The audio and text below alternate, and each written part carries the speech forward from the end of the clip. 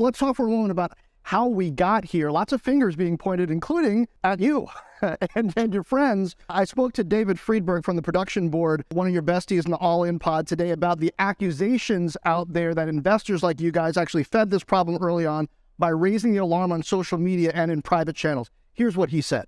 Listening to people on Twitter from Silicon Valley telling them what to do, they saw what happened with this balance sheet, and they went out and they moved their money out of their smaller banks into big banks. That's it. That's what happened last week. And it was the beginning of what I think we're now seeing with First Republic today. And I can tell you, I got a list of other names that I've had friends say, this is what I'm doing, this is what I'm doing. And they're all going to B of A, JP Morgan, Citi, and Wells, and they're coming out of somewhere else. And where they're coming out of already has typically 10% margin of equity to assets. That's a very narrow margin for decline in asset values, particularly when you have to get liquid really fast to fund those withdrawals. So very quickly get to be a cascading problem. And that's why I think there was so much vocalness last week. I made a bet with a friend of mine on where the 10-year would end up at the end of this week. I think it's 3.5, but I think we'll end up below 3.35 by the end of the week. Well, to blame VCs, investors, for sparking a run.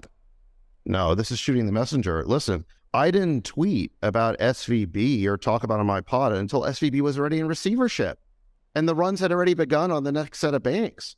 So the run had already begun on Signature. The runs had already begun on a number of these banks that are now being shored up by the Fed.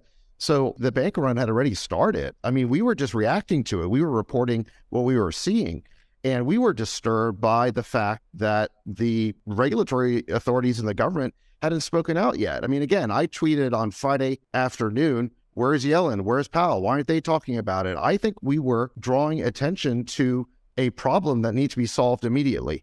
And I think that was constructive. Maybe nobody was listening. Maybe their actions were taken regardless. But I don't see how you can blame us for drawing attention to a problem that, frankly, the government caused. You know, this is a classic, I think, kind of CYA tactic where they try to blame the person who's noticing the problem instead of the people who are actually causing the problem.